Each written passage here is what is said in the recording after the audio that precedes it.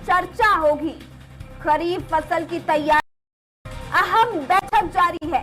मंत्रालय में बैठक की जा रही है। कई अहम मुद्दों पर फैसला लिया जा सकता है। कई प्रस्तावों पर मुहर लग सकती है, तो वहीं सुशासन तिहार समेत अन्य मुद्दों पर चर्चा होगी।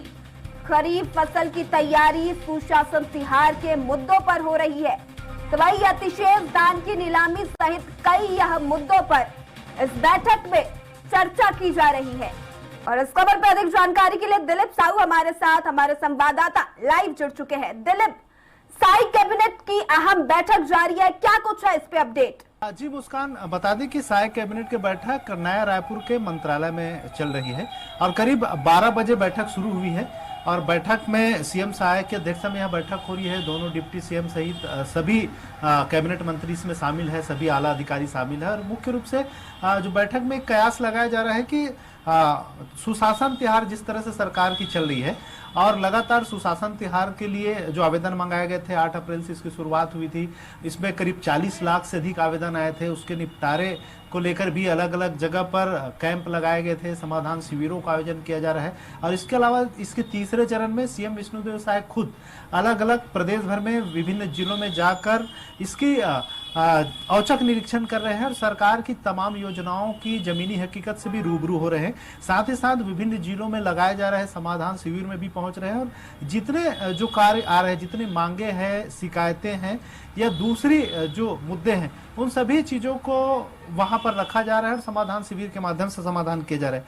कई ऐसे मामले हैं जिसको लेकर बैठक कैबिनेट में लाना भी जरूरी तो हो सकता है। ऐसे कई मुद्दे जो कैबिनेट में पास किए जा सकते हैं सुशासन तिहार के दौरान, जो मांगे या जो सुझाव आए हों, तो उसको लेकर भी इस पे चर्चा हो सकती है। इसके अलावा ये कहा जा रहा है कि अतिशेष धान की जो नीलामी की जा रही है सरकार की ओर से, क्योंकि इस बार 149 लाख मीट्रिक टन धान की खरीदी की गई है, रिकॉर्ड। लेकिन जिस तरह से सेंट्रल से जो चावल की खरीदी की जाती है सेंट्रल पूल में, उसके एवज में धान की अतिरिक्त खरीदी हो गई, तो करीब 25 से 30 लाख मीट्रिक टन धान की अधिक खरीदी हुई है। ऐसे में ऐसे बचे हुए धान की अतिशेष धान की नीलामी की जा रही है और इसके लिए बेस प्राइस तय किए गए हैं। लेकिन बताया जा रहा है कि नीलामी में ज्यादातर जो खरीदार हैं वो नहीं पहुंच रहे हैं और कहीं न कहीं इसको लेकर भी सरकार कुछ और निर्णय इस पर ले सकती है कि किस तरह से इसका निपटान हो।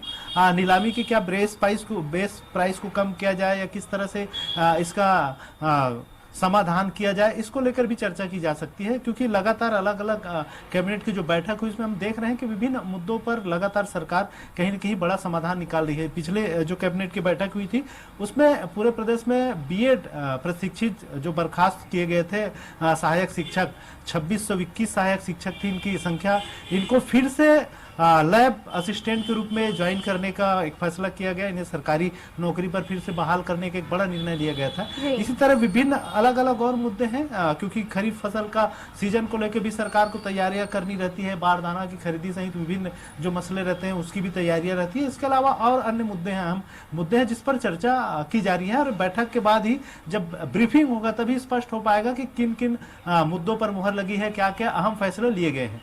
जी ठीक है दिलीप, इस खबर पर तमाम जानकारी के लिए आपका धन्यवाद दिलीप।